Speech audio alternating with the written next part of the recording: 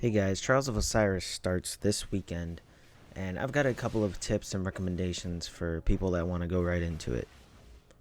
First of all, the most important piece of advice I could give you is to go with a team that will communicate and a team that you're comfortable working with. You want to define roles within the group. You want to have a sniper, an aggressive player, a reviver. If one wants to go off by himself and the other two duo and try to close in on enemies, you got to have roles defined for the group. And good teams, they don't really need to communicate these roles as much. Good teams know what they're good at, and the roles kind of develop on their own. So just make sure you communicate and make sure you're with players that you can communicate with, that you know they're going to communicate well. And that is really the key to success in Trials of Osiris. Another tip is to really go in with a play style that you want to do. Like if you want to be aggressive, if you want to be passive, go into your match with that play style, but be willing and able to adjust.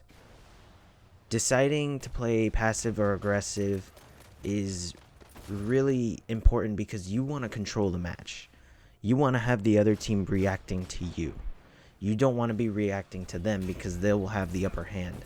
They'll have match control. They'll have you doing things that they expect you to do. So you want to go in playing your style. And if it doesn't work in the first round or two, then you adjust to their style. But you want to try to create the momentum for your team. Another tip that goes along with the last tip is to take control of vital areas of the map. Usually it's where the flag spawns on the map, but really it's where the most traffic is. So for example, Black Shield, if we have Black Shield, you want to control that middle area inside of the base.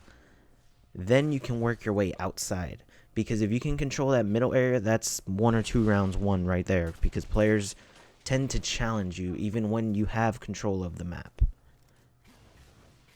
Even though the flag doesn't spawn on the inside of Black Shield, that's a very vital place to take control of, because then you can work your way around left, you can work your way around right, and then the people outside will have to react to what you're doing. Weapons in Trials of Osiris, the meta has changed. Usually I'd tell you go in with Thorn or Last Word, go in with a shotgun or a sniper, and go in with a grenades and horseshoes rocket launcher, but the meta has really changed, and this is a great thing. My advice for weapons is to use anything that you're comfortable with. And your secondary, if you're comfortable with snipers, use a sniper. If you're comfortable with shotguns, use a shotgun. The meta is pulse rifle right now, but any weapon can really compete with this meta.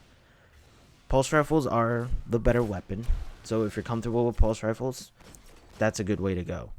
But even hand cannons can compete now. Hand cannons aren't as good as they used to be, but if you're good with a hand cannon, you'll be fine.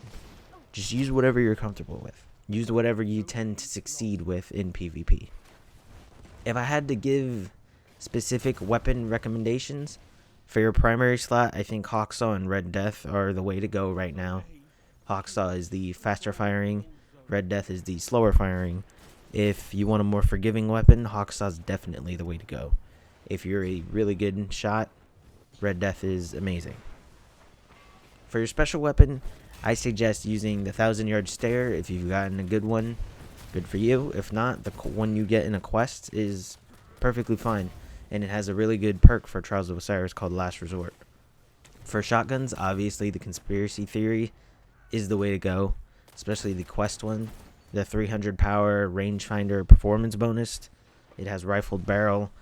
That's really all you need if you're planning to run a shotgun.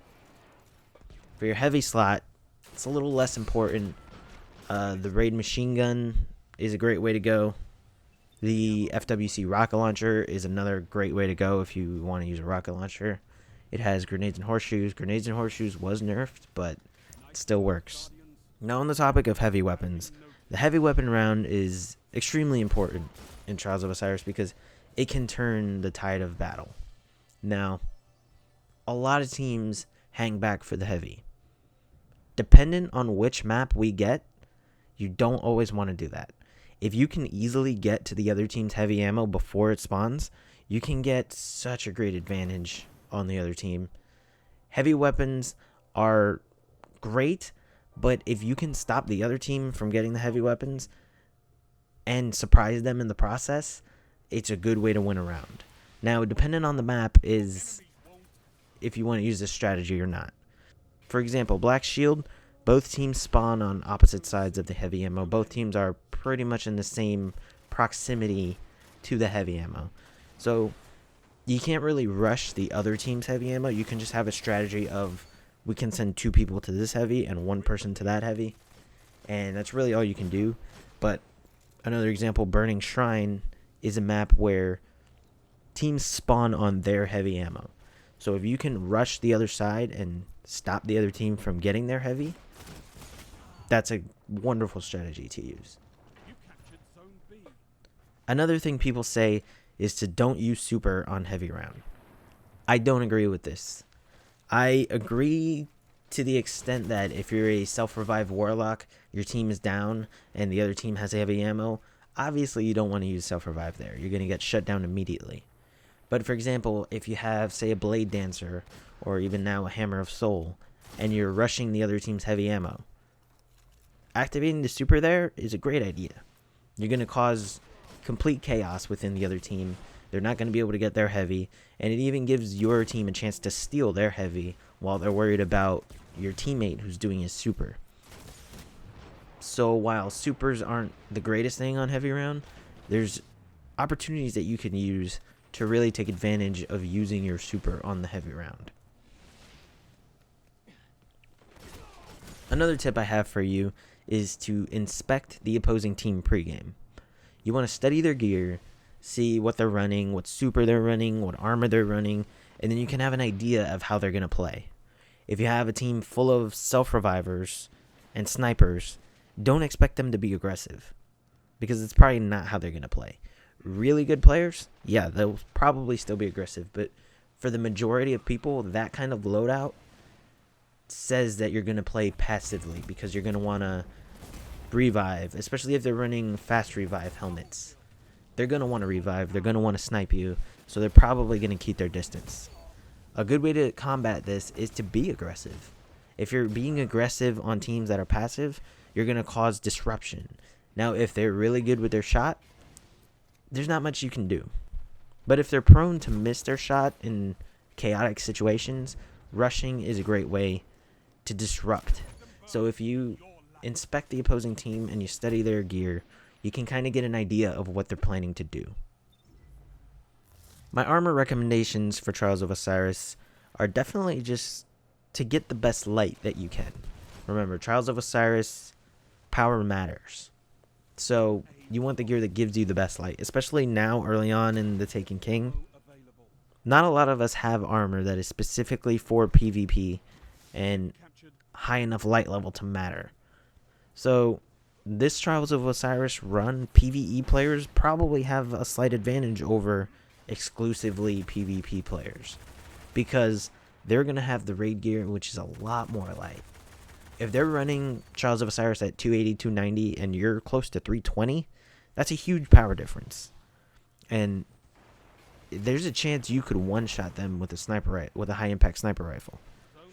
You want to have as much light as possible. My specific armor recommendations are really just to have gauntlets that reload the gun that you plan on using, and to run exotic armor that matters. For example, fast revive exotic armor is great in Trials of Osiris. I believe the Stag is going to be overrated. We had the House of Wolves exotics come out, and people said that the robes that blind you on self-revive are going to be too overpowered in Trials of Osiris. And they ended up being overrated. There were much better armors that you could wear. I feel like the Stag is going to be better than that, but I think the fast revive helmet is still the way to go in Trials of Osiris. The last tip I have for you is just to remember that this is a video game. Please have fun while you're doing Trials of Osiris. I know tensions are high in this kind of game mode. It's very competitive. But we need to remember it's a video game. And if you're playing on tilt, you're going to probably not do too well. if you're playing in a bad mood, you're going to make decisions that you probably shouldn't make. You're going to take risks that you probably shouldn't take.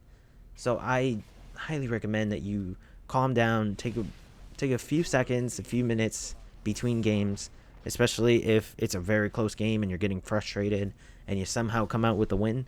Take a quick break, relax, recollect your thoughts, and go right back into it with a clear mind. That's the best way to go about it, because there's a lot of matches to win if you're going 9-0. And it's difficult to play while you're flustered, while you're on tilt. So you want to just remember, it's a video game, relax, clear your mind, and have fun doing it. It's a great game type. The competitiveness can get the best of us, but you got to remember, just go in calm, go in with a team that you enjoy playing with, and have a good time. So now there are some changes in Trials of Osiris. It works pretty much the same for the most part, other than light level has changed the game. The boons you get, you have to use them before your passage starts. You can't start a passage and then use the boons afterwards. So make sure you collect all your boons beforehand. And finally, you will be matched with teams that have the same record as you. So if you have 2 wins, it's highly likely that you're going to match with another team that has 2 wins. Now, Bungie states that connection is still prioritized, but the next factor is how many wins you have. So if you're 8-0, there's a good chance you're facing another team that's 8-0. I'm not sure if it'll show you the other team's record. I hope it does, because that'll just add to the competitiveness. But it should result in some very salty teams going in 8-0, mercy used. They have one chance, they have to win this game, and they lose. It's going to be rough, but just remember, it's a video game. So I hope this video helped. These tips are not gospel. Don't go by each and every one of these tips. These are just suggestions, recommendations. I've done a lot of Trials of Osiris and House of Wolves. It's probably going to be slightly different, but I can't wait. So hope this video helps, and I'll see you in the next video.